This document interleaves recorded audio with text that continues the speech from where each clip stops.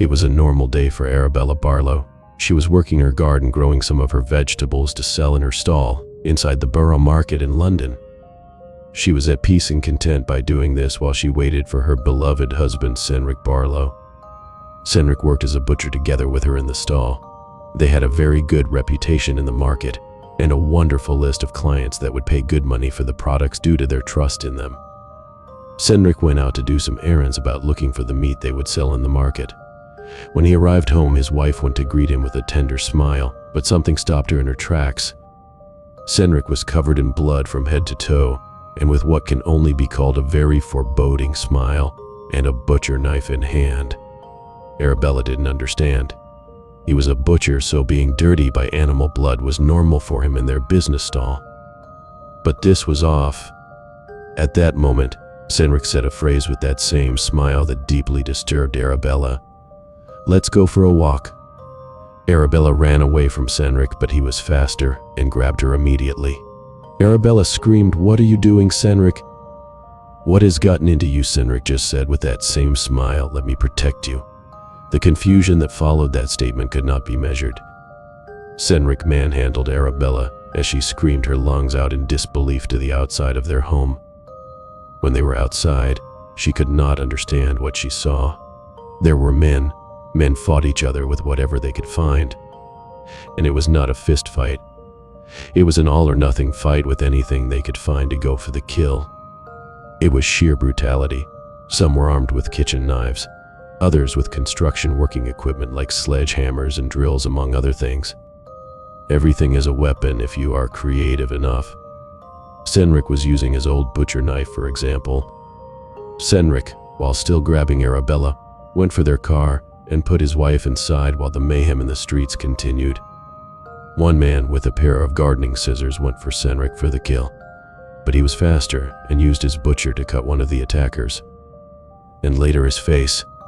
The man was not going to stand up again. All the while, Arabella saw this horrified. Cenric got inside the car, which Arabella didn't close because she simply was too scared. As Cenric drove outside of their home, she started screaming, "Where are you taking me? Cenric, please tell me what is happening, please. I love you. Are you going to kill me too?" She said this while Cenric was driving like a madman, bashing and running over any man in front of him and dodging the incoming cars that were in the street while the mayhem was going about. When Cenric heard those words, his smile became a sad frown. "What, my love? I would never hurt you. Please, dear, just let me protect you." After Cenric said these words, he went back to his eerie smile, and Arabella went to her disturbed state of mind. She didn't know where they were going. She didn't know what was about to happen. She was just crying her eyes out due to the dreadful situation.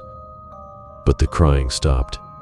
This happened because she recognized the pathway of the road after a while. The thing is, Cenric and Arabella had a beautiful cabin in the woods that they would use to relax some weekends. The car, all bloodied up as if red was its natural color, was following the road to their cabin in the woods.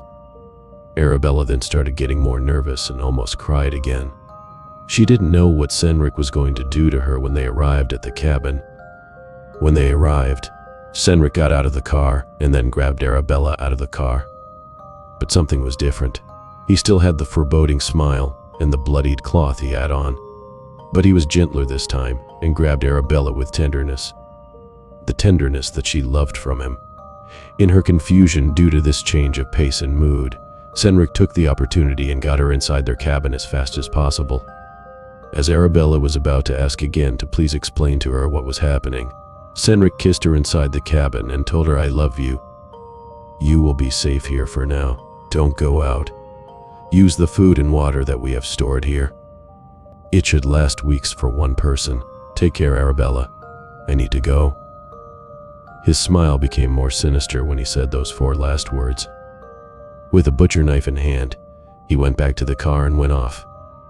Arabella could not understand anything. Her smartphone didn't have a signal, and she was in the dark.